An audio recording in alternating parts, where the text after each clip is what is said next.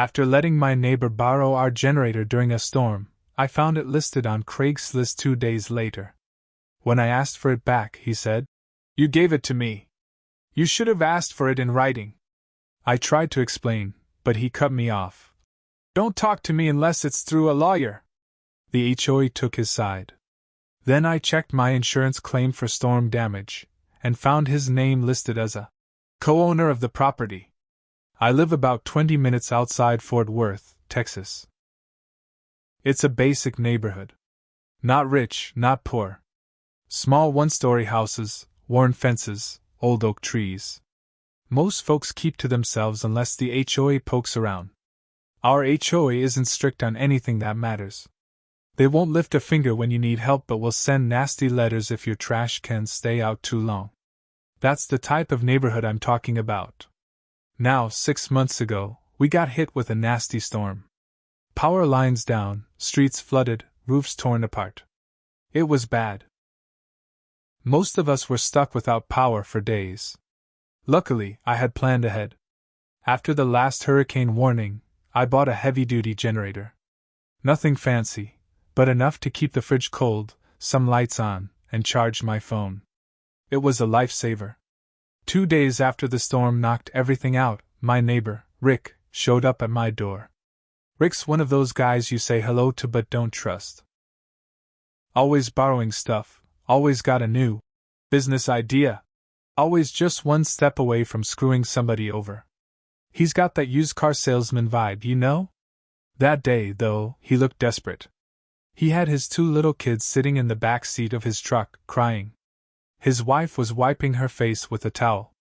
Said they had no power, no food, no way to keep the kids warm. Rick begged me to let him borrow my generator. He said it was just for the night. Just long enough to heat up some food, maybe keep the kids calm. I hesitated. I mean, I knew who I was dealing with. But it was hard seeing his kids like that. So I said, "All right, but I'll need it back first thing tomorrow." He nodded like his life depended on it. Thanked me again and again. Loaded it into his truck and left. I went to bed feeling like I did a good thing. Big mistake. The next morning I waited. And waited. By noon I texted Rick. No answer. I called him. Straight to voicemail. I walked over to his house. I could hear the TV blaring inside, so they clearly had power. Knocked on the door. His wife answered, looking annoyed. She said Rick wasn't home. Said she'd tell him I stopped by. Another day passed. Then another. No word from Rick. At this point I was pissed. I started thinking maybe he was planning to keep it. On a hunch, I opened Craigslist and typed in the generator's brand and model. There it was. Clear as day. Same scratches on the frame. Same paint smear from when I scraped it loading it into my truck a year ago. Same damn generator. I texted Rick a screenshot. Called him again. This time, he answered. His voice was cold. "What do you want?" he said like I was bothering him. "My generator, Rick. You said you'd borrow it." He laughed. "I thought you gave it to me. You didn't get anything in writing. It's mine now." I started to argue, but he cut me off real fast. "Don't talk to me unless it's through a lawyer." And then he hung up. I stood there for a good 5 minutes, just staring at my phone like an idiot. This wasn't about a generator anymore. This was about principle. I went to the HOA. I figured they'd help. Wrong. Turns out Rick had already beaten me there. Told them some sob story about how I had gifted him the generator to help his family during the storm. That I was now harassing him. The HOA didn't even bother hearing my side. Barrett, the HOA president, a smug little man who acts like he runs the whole neighborhood, sent me a warning letter. Cease and desist all contact with Rick immediately, or face fines and further action. I wanted to scream. And just when I thought things couldn't get worse, they did. A week later, I was going through my storm damage insurance papers. Just double-checking things before mailing them back. Under property owners, It listed two names: mine and Rick's. At first, I thought maybe I grabbed the wrong paperwork. Nope. Somehow, Rick's name had been added as a co-owner of MY House. I called my insurance agent furious. She said during the claim process they received new documents showing Rick as a co-owner. I said, "What documents?" She said, "A quick claim deed filed with the county." I almost dropped the phone. I had never signed anything. I never even talked to Rick about anything involving my property. I drove straight to the county clerk's office. It took forever, but when I finally saw the document, I almost lost it. There it was. A quitclaim deed, supposedly signed by me, saying I transferred half ownership of my house to Rick. The signature looked kind of like mine, but if you looked close, it was shaky. Sloppy. A bad copy of my real signature. The notary stamp? Fake. The witness names? Nobody I knew. It was a full-blown forgery. Rick wasn't just trying to steal a generator. He was trying to steal my house. That was it. No more nice neighbor. No more trying to talk it out. I hired a lawyer the next morning. A tough guy out of Dallas who didn't sugarcoat anything. We froze the insurance claim. We filed charges for fraud and forgery. We contacted the police. Meanwhile, Rick strutted around the neighborhood like he already owned the place. He started telling people that I was moving soon. That he was buying me out. He even hosted a damn barbecue in his yard, invited the HOA board, acted like he was king of the block. I kept my mouth shut and let my lawyer handle it. Because the hammer was coming. And Rick wasn't ready for what was about to hit him. The weeks that followed were pure hell. While my lawyer worked behind the scenes, Rick kept running his mouth. Every time I stepped outside, I could feel the stares. Some neighbors stopped talking to me altogether. I heard whispers at the mailbox. Stuff like, maybe he did give Rick the house. Like I was the crazy one. The worst part? Rick started moving bigger stuff onto his property, and some of it onto mine. One day I came home from work and found a rusted-out boat sitting half on my driveway. Another day, his junky old RV was parked partly in my yard. He was marking territory like a damn dog. I called the city to complain. They said it was a civil matter, because Rick was on record as part owner. I was trapped. If I touched his stuff, I could be charged with tampering. If I threatened him, he could call the cops. My lawyer kept telling me, "Stay calm. We're building a bigger case." But it was eating me alive. Then it got even worse. One morning, I went to start my truck, and it wouldn't turn over. Popped the hood. Someone had ripped out the battery and cut a bunch of wires. No way it was random. Rick's kids were playing outside, laughing when they saw me cussing and sweating under the hood. That same night, someone threw a rock through my living room window. When I called the police, they acted like I was overreacting. "Could be kids," the officer said.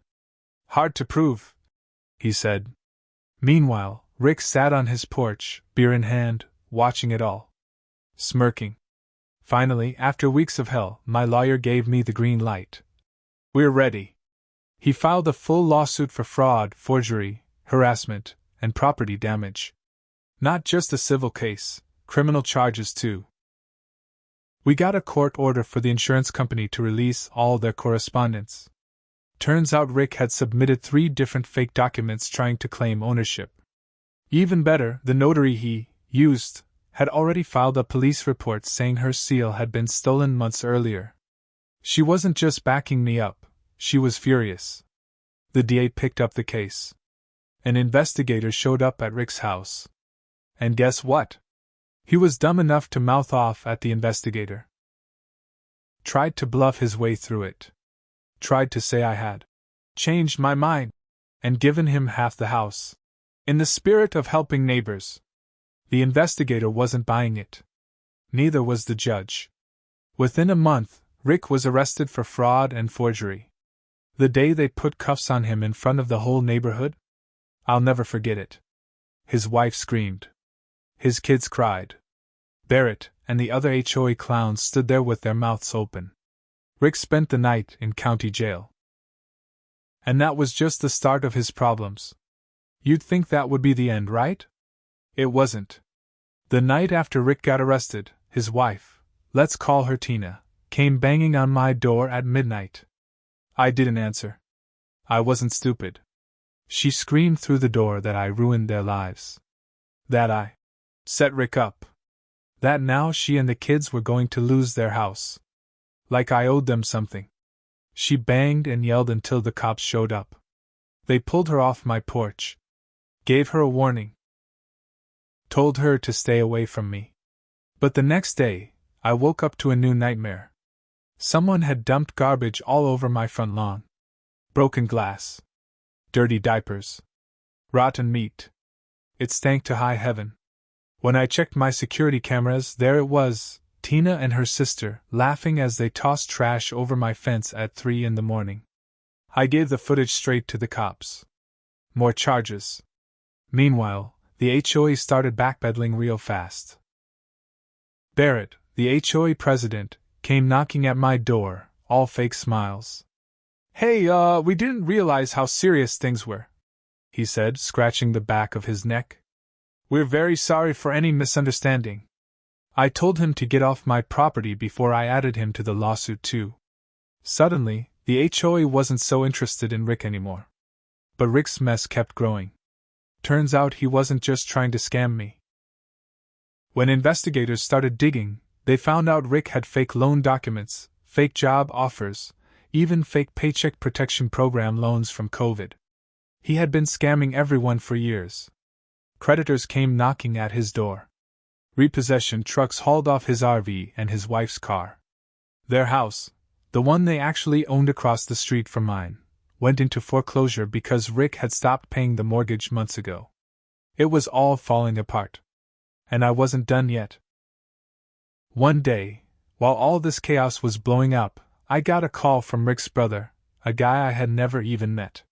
He said Rick was trying to cut a deal. Rick wanted me to drop the charges in exchange for a settlement. I almost laughed. I said, he can take his deal and shove it. The brother muttered something about, you're ruining his kids' lives. I said, Rick ruined his own kids' lives. I'm just cleaning up the mess. And I hung up. After that, Rick tried one more stunt. He filed a countersuit. Sued me for emotional distress and defamation. Said I had made up the whole forgery story to punish him. My lawyer barely even blinked. We countersued again, for legal fees, extra damages, harassment, vandalism, you name it. By the time my lawyer got done, Rick's fake countersuit got thrown out in about 5 minutes flat. And because of all the extra charges, Rick wasn't just looking at fines anymore. He was looking at serious jail time. The DA told me straight. If this goes to trial, he's looking at 5 to 10 years. And the trial was coming fast. Rick thought he could lie, steal, and bully his way through life. But now the truth was catching up. And it was about to crush him. The trial came faster than anyone expected. Rick showed up to court looking like hell. His fancy shirts and slick talk were gone. He wore a cheap suit that didn't fit and couldn't even look me in the eye. Tina didn't even bother showing up after the first day. Word around the neighborhood was she'd already packed up the kids and gone to live with her sister 2 towns over. Guess she finally realized Rick wasn't getting out of this. The courtroom was packed with neighbors. Even Barrett from the HOA slithered in, trying to act invisible. When the DA laid out the case, it was brutal. Every fake document. Every forged signature. Every lie he told to the insurance company and the county. They showed the security footage of him sneaking paperwork into the county office during the storm when no one was watching closely. They showed the fake notary stamp. They had the real notary testify that her seal had been stolen, and that Rick's paperwork was a sloppy fraud. Rick's defense? Blame me. He said I offered him the house. That I begged him to take the generator. That I wanted out of the neighborhood and changed my mind later when things calmed down. Nobody believed a word of it. When it came time for me to testify, I stood up, looked Rick dead in the eye, and told the truth. I tried to help him, I said. I gave him a chance. He took that kindness and stabbed me in the back. The jury didn't even take a full day. Guilty. Fraud. Forgery. Property damage. Harassment. Sentenced to 6 years in prison. No parole for at least 3. I watched them put cuffs on Rick and haul him away. No sympathy. No second chances. After the sentencing, Barrett and the HOA tried to make nice. Sent a letter apologizing for any confusion. I sent one back. I'll be taking legal action against the HOA for harassment and emotional distress. They settled fast. Real fast. Got a nice fat check big enough to fix my house, fix my truck, and then some. I used part of the money to upgrade my security system. The rest? I took a vacation. A long one. And when I came back, Rick's house was foreclosed and abandoned. The bank boarded it up. His junk, his trash, his broken dreams, all left behind. The new neighbors who moved in? Nice people. Quiet. Respectful. They even apologized for the mess the last owners left behind, like it was just another ugly memory the neighborhood wanted to forget. But I won't forget. Because every time I hear a knock at the door now, every time a storm rolls in and the lights flicker, I remember, I trusted the wrong person once. Never again.